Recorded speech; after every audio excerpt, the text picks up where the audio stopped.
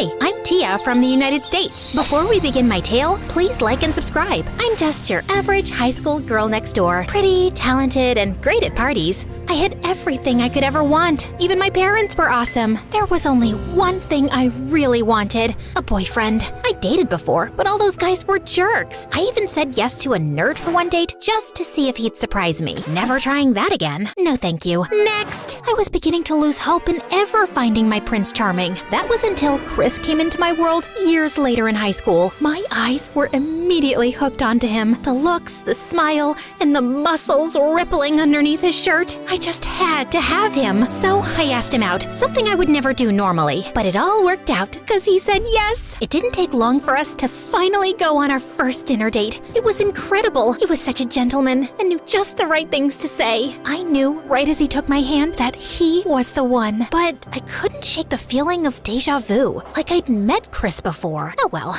I'm sure it's nothing. For the next few months, we went on many different dates, traveling all over the city, eating wonderful foods, and studying together at night. Everything was perfect. I had finally found a good boyfriend, and he was a keeper. But of course, something just had to happen to ruin it. Chris had planned a date at a fancy new restaurant downtown. I was so excited. I actually got ready early this time and speed walked to the restaurant with a spring in my step. But when I finally got there, my heart fell to the floor and shattered. Sitting next to my boyfriend was another girl with her arm around his shoulder. I didn't care if he looked a bit uncomfortable. I wasn't taking this betrayal lying down. So I burst through the doors and marched straight up to the duo's seat. Who is this? Tia? You're early. Answer the question, Chris. How could you cheat on me? Well, wait, I didn't cheat. Who is this then? Hello, you must be Tia.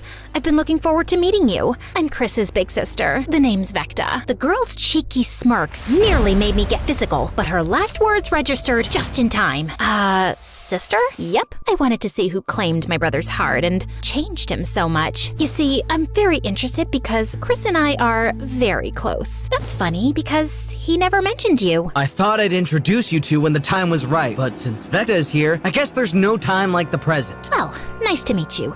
But we are supposed to be on a date. I don't want to be mean or anything, but... She's right, Vecta. You should go home. I'll be back soon. Oh, she didn't like that. She looked at us both, and instead of leaving, got comfortable. Nah, you two just act like I'm not even here. You won't even notice me. Besides, I'm starving. Fine. Fine? It wasn't fine with me, but she was a sister, and it was just one evening. How hard would it be to get through it? Turns out, really hard. She kept interrupting non-stop. Oh, Chris, I have this really funny story to tell you. That's hilarious. Oh, stop it, Tia. I think I just peed a little. I didn't even tell it yet, but I know it's really funny. You just said so yourself. Which reminds me, Chris, I've got a joke that'll make you poop. So, a duck and a chicken walk into a bar. She kept picking up food from Chris's plate and fussing over him. Why would you order this dish? You hate olives and broccoli. Here, I'll take those. Also, you've got sauce on your face. There, I got it. Do you need to blow your nose, Chrissy? And when she wasn't acting like his freaking mother, she kept staring daggers at me. I tried to act like I wasn't bothered at all and leaned over to feed Chris some of my pasta. But seconds later, he started coughing and turning blue. Oh my God, you poisoned him. What? Of course I didn't. Chris, are you okay? Say something. He can't, you moron. His tongue is swollen. What is in that pasta? Blueberries, kiwis, dandelion tea, rosehip oil, Diet Coke? No. Honey, oysters, anchovies. Yes, it has anchovies. Don't you know anything about him at all? And with that, she quickly reached into her bag, pulled out an EpiPen, and stabbed him with it in the thigh. He gasped and coughed some more, but he could finally breathe. What would you do without me, bro? The date ended after that, thankfully. And as I went home, I hoped it was the last I'd ever see of her. But for the next 2 months, it was the same. No matter where we went and what we did, Vecta was there to ruin it. Chris just couldn't seem to shake her off and would let her stay. And she kept making it obvious that she disapproved of me greatly. I'd catch her staring at me with disdain, like I wasn't worthy of him or something. It didn't feel like the frustrations of some jealous ex, thank God, but it was something serious, enough to squeeze herself in on our dates and annoy me while wearing the most outlandish cosplay outfits and hairstyles. So childish. It was even affecting Chris. He had been looking more downcast lately. It came to a head when he actually decided to hang out with Vecta over me for a day. What? Look, she's my sister, and I have been neglecting her recently. But what about our date today? She would just crash it as usual. I promise we'll hang out this weekend, just the two of us. He kissed me on the cheek and then left me devastated and confused. That night in bed, I stayed up pounding my pillow, imagining it was Vecta's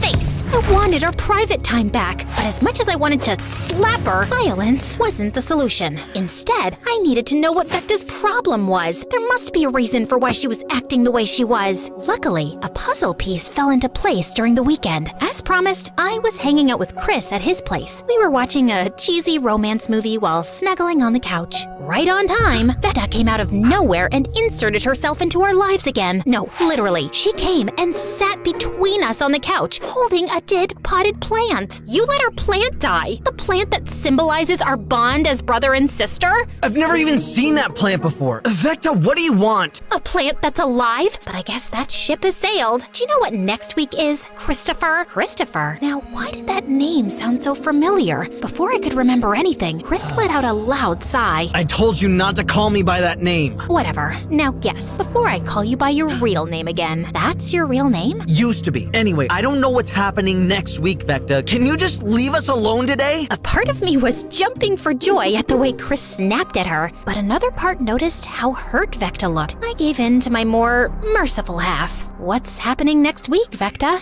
It's the annual LARPing Capture the Flag event for our city. LARPing? Like that thing nerds do outside? Playing pretend? Yeah, figures you would say that. Are you attending it with me, Christopher? You can even bring your girlfriend. Why would I do that? That's for losers. Then Tia should fit right in. That was it. What is your problem? You. Sis? No, everything was fine before she showed up in your life. I could say the same for you. Stop it, you two. No, not if we want this to stop for good. Vecta, I have a proposal. Interesting. Shoot. We'll join your stupid game. Do we play in teams? Oh, I see where you're going with this. Yeah, we do. I'll be on the team opposing yours. If my team wins, you'll stop interfering in our relationship. And if mine wins, you'll break up with Christopher. That is not your choice to make, Vecta. What? Scared she'll lose? Get bored of you and the game, walking away from both? What? I wouldn't do that. I love Christopher, and I'll prove it by beating you. Deal? Deal. We shook hands, and I suddenly realized I just made a deal with the devil, all because I let my emotions get the better of me. I don't even know how to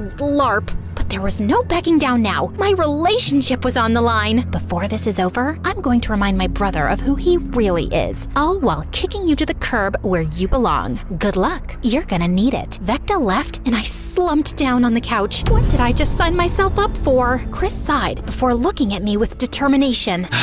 If we're going to do this, then I'll have to train you. You know how to LARP? Of course not. I just picked up some things from my sister. If you say so. Where do we start? Conditioning. Say what? Chris was not joking. I was put through actual exercises and drills like I was preparing for the army. I was seconds away from giving up, but I refused to lose to Vecta. So I pushed on. And you know what? I'm glad I kept at it. Sure, the conditioning was terrible, but once I was actually playing the game, it felt like I was in another world. It was magical and so different from anything I was used to. But what really made it all worth it was Chris. He was really enjoying himself. That and his immense knowledge on LARPing made it clear he had played before, although he refused to admit it. I hadn't seen him smile like this since ever, really. And if he was happy, I was happy. Eventually, the weekend came, and it was finally time for the event. And when we arrived at the venue, oh my God, there were at least 200 people here. They had even built small buildings and tents, and the large space with a nice forest surrounding us made it even more picturesque. Before I could really appreciate the beauty, Vecta came running up to Chris. Christopher, you really came. Of course, we both did. Hello. Oh yeah, I almost forgot about you. Are you sure she won't slow you down? I'd hate for you to lose because of a handicap. Hey. No worries, she's a natural. She even started to like it. She did? Yep, this isn't so bad. I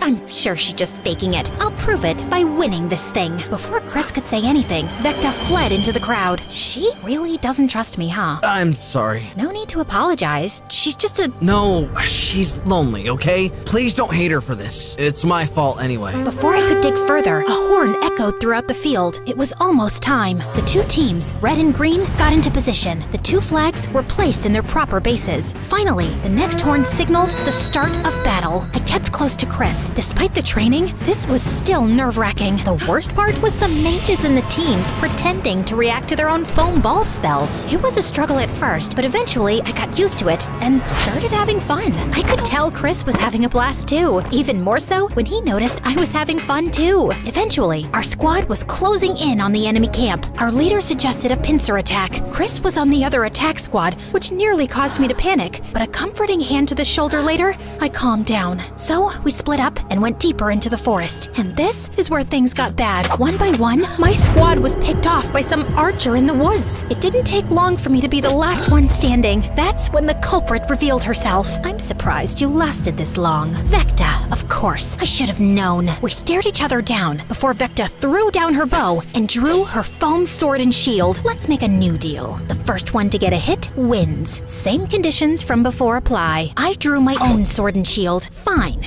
Good. Prepare for failure. Wasting no time, Vecta charged at me as if this was a life and death battle, and I responded in kind. I wasn't losing my relationship with Chris. We clashed repeatedly, trading blows on our shields, unable to get a body shot. Shockingly, I was holding my own. Chris had taught me well. I dodged an attack to my leg and asked the burning question in my head. What is your problem with me dating Chris? Shouldn't you be happy for him?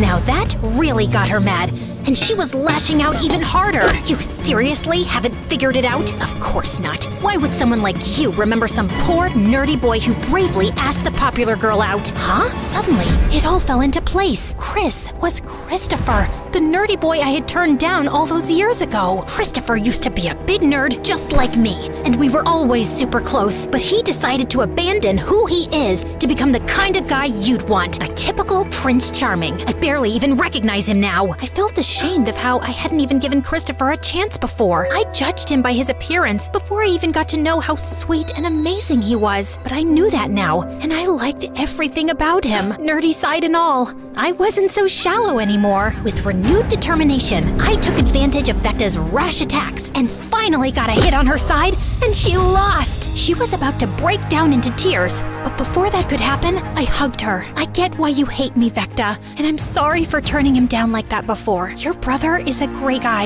and I would never want to change him. Are you serious? Yeah, I love him after all. For the first time, I actually saw Vecta give me a genuine smile. I gladly returned it. Just then, the horn blew, signaling someone had won. We ran back to the team's base, and the sight brought another smile to our faces. Christopher was being carried by his team while holding the green flag, and the smile he wore melted my heart. We won! My brother is something special, huh? He sure is.